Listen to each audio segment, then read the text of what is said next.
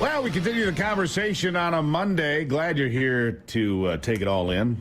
Always appreciate your input, too. Go to stevegruber.com. You can send me an email and say, hey, here's what I think. Who do you think should be vice president, for example? Send me your thoughts. I know that some people are not big Youngkin fans, but I'm a big fan of 13 electoral college votes in Virginia, I'll tell you that. So all politics at this point this morning. Big primaries tomorrow. We already talked about the one in New York that'll include Jamal Bowman, who is going to lose, I do believe, and then there's going to be hell to pay in certain neighborhoods for that. Colorado also holding its primary. One of the folks in the race, Ron Hanks, former state representative there. He served in the Colorado House from 2021 to 2023, and now seeing if he can win Colorado 3. That used to be, well, still is Lauren Boebert's place, but she has moved over to run in Colorado 4. A little confusing, and so it is. Ron Hanks, welcome to the program. Pleasure to be here. Thank you very much, sir. So you were in Colorado. Lauren Boebert decided to take her show on the road and go down the road to Colorado 4, where she's not doing particularly well, it doesn't appear to me, but that's for a different day. Tell me about your race. Now, basically, it's wide open, isn't it? Well, it is. There's candidates in the race, and I think we're in the lead on this. What gives us that impression is our grassroots efforts. We got a lot of volunteers calling, but also then the Congressional Leadership Fund dropped $500,000 in the last week to lie about my records. So we figured that's probably the best indicator that the establishment candidate is way behind on this. And so who is the, as you call it, establishment candidate?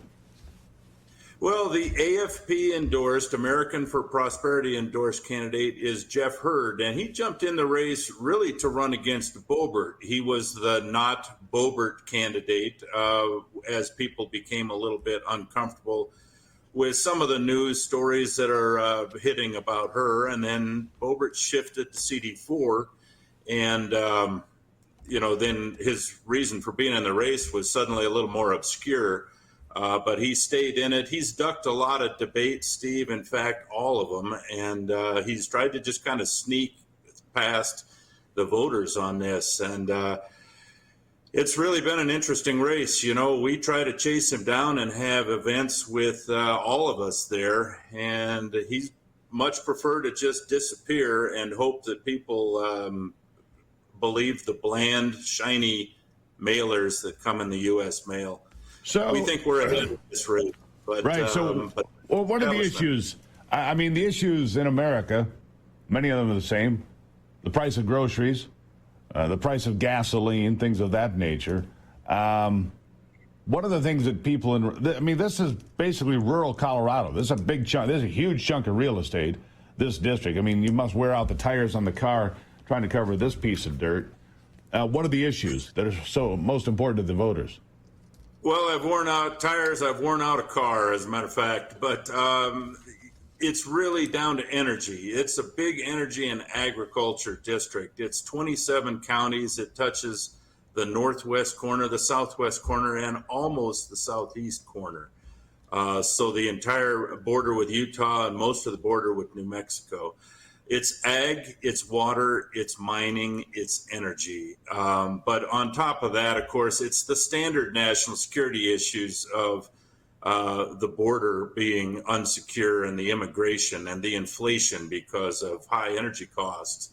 So there's a lot of things pinching and a lot of policies that are years in the making, both at the state and federal level. And Joe Biden came in, started doing land grabs in addition to everything else that's going on with shutting down the mining and the coal plants. Steve, just a real quick point. We have the cleanest coal in the country, in the world, out here in western Colorado. And the environmentalists and the leftists are opposed to it, and they've shut down and torn down some of the cleanest coal plants in the country. Yeah, they're so sure that it was going to work that they tore them all down.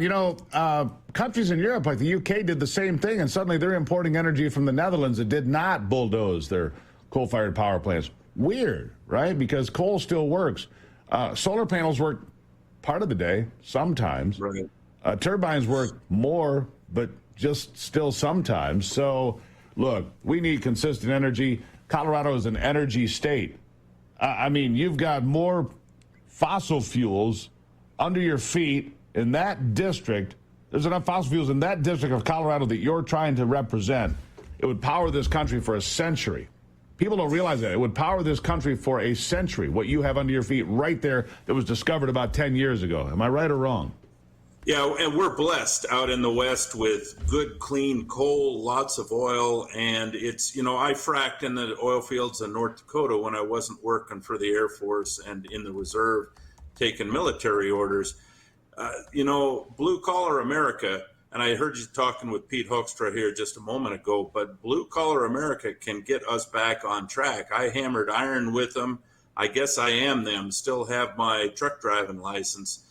But it is all top-down federal policies that are restricting the leases, stopping the Keystone pipeline. These are things that can be fixed under a Trump administration with the stroke of a pen, just as Biden destroyed them. And as I was talking about, I think it's called the Green River Formation there in Colorado, where you have this massive amount of energy that was instantly blocked by the greenies. Oh, we can't go after that. There's enough energy there to supply. Just that's why the entire country could be powered by that. Anyhow, real quickly, tell people where they can find you, because the race is tomorrow. And for people in Colorado, make sure you vote. How do they find you? Well, I am at hanksforcolorado.com. That's Hanks, F-O-R, Colorado.com. And I have a comprehensive website. I put a lot of writing in there, a lot of reports on the border, on terror. I'm a military intel guy by trade, 32 years of it. What we're seeing at the southern border, Joe Biden has set us up for 9/11. Oh, it's dangerous. Events. It's dangerous. It's Rob, we got to leave it there. HanksForColorado.com if you want to find out more. HanksForColorado.com. Ron Hanks, everybody. If you haven't met him, here he is. We wish you well tomorrow, Ron. Thank you, sir.